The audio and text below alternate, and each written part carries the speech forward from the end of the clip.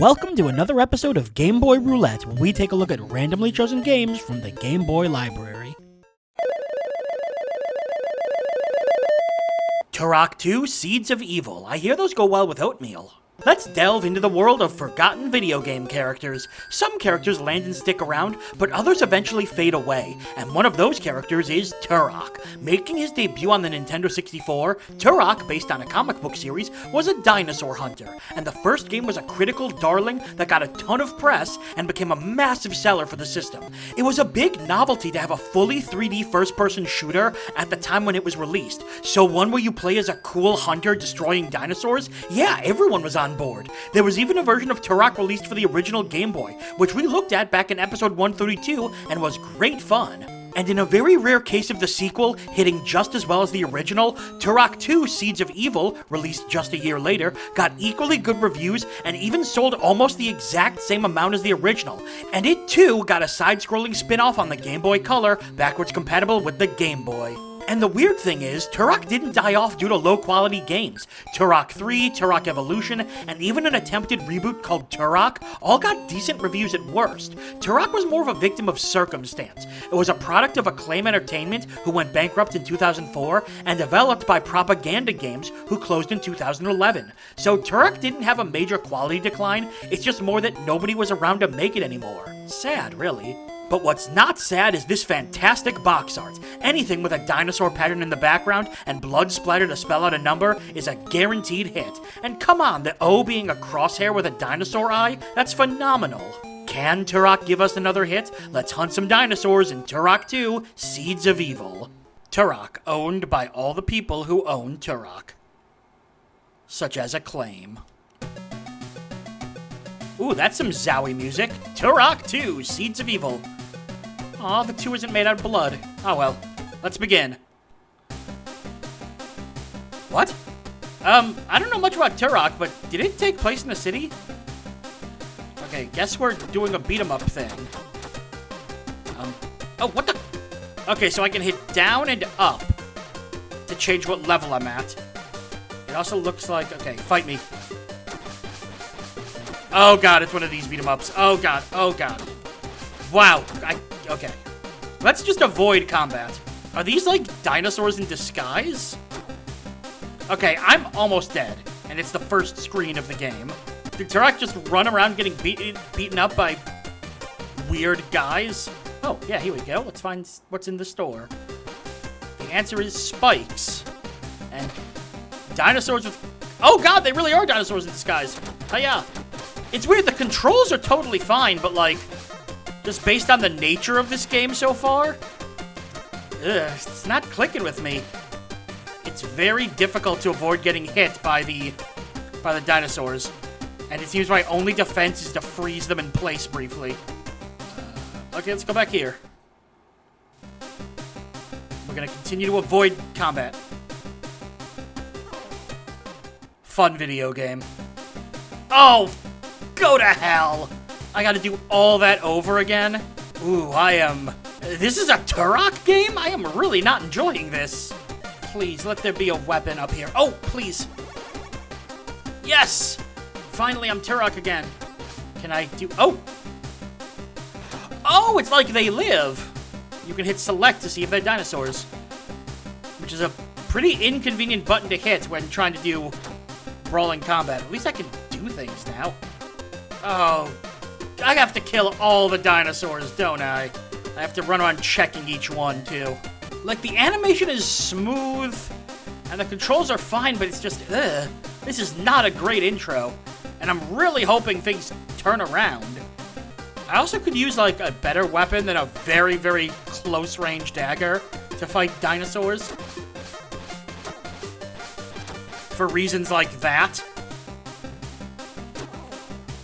Oh, you can't even get back! Oh, God. Please at least tell me it's saved how many dinosaurs I killed. I've been at this, by the way, for like a good 10 minutes.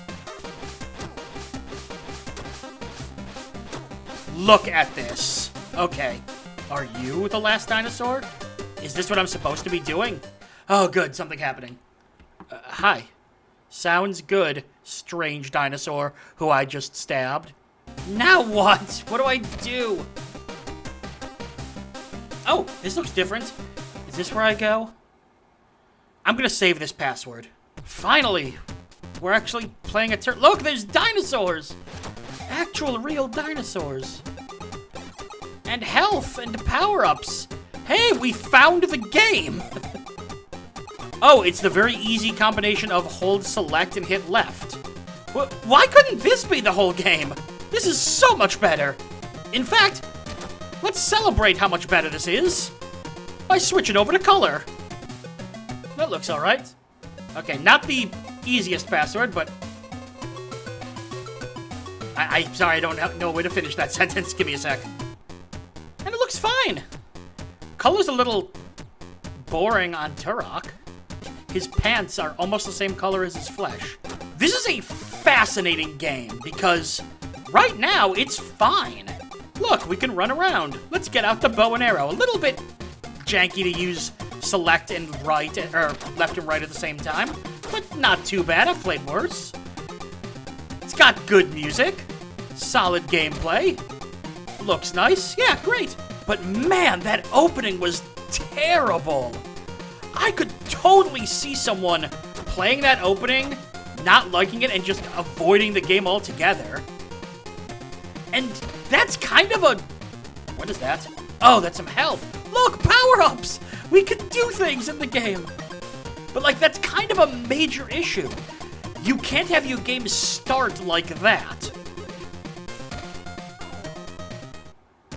Dead? What? Is there fall damage? For a Game Boy game, which are already pretty short, to sacrifice the entire beginning of the game for a weird, gimmicky level like that did not control well and played terribly and looked boring.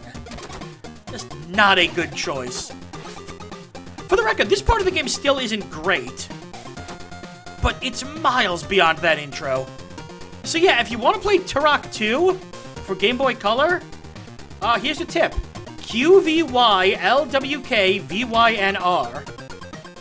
You know what they say, first impressions are everything, especially with dinosaurs. We'll get to the obvious stuff in a bit, but let's start with the technicals of the game. For the most part, it was fine, even good, as it took most of its gameplay from the original Turok for Game Boy. Once we hit that straight-up 2D platforming level, the game worked. The movement was nice and smooth, the combat was basic but satisfying, the graphics were good, it was what you want from a Game Boy platformer. Admittedly, it wasn't amazing, a bit simplistic, but definitely worth a look at, and while the move to Game Boy Color didn't make it look fantastic, it did do enough to push the game up another rank or two, making it an overall very solid package. But the fact that we had to get through the first level to get to that package is where the problem lies. I'm having trouble thinking of a game that sets off on the wrong foot more than this one. Starting with no weapons, enemies latching onto you to do tons of damage, forcing you to check every single one of them to see if you have to kill them, and running back and forth to kill all the enemies just to unlock the actual fun levels of the game. It's all just really poorly done. Mixing up your gameplay is fine, but when the gameplay is this bad and it's what the game starts with, I can imagine tons of players getting so turned off by the start that they never made any progress in the game. This is an odd game and a great example of why it's important to start your game off well. There's plenty to like about Turok 2, but if you do decide to play it, just know that you're gonna have a rough time until you get to stage 2. Actually, better idea, just skip right there. Oh, thank goodness for password systems. And that's all for another episode of Game Boy Roulette. Make sure to like the video, comment, and subscribe to follow the series as we continue to dig through the Game Boy vault. I'm BrianJ, and I'll see you next time.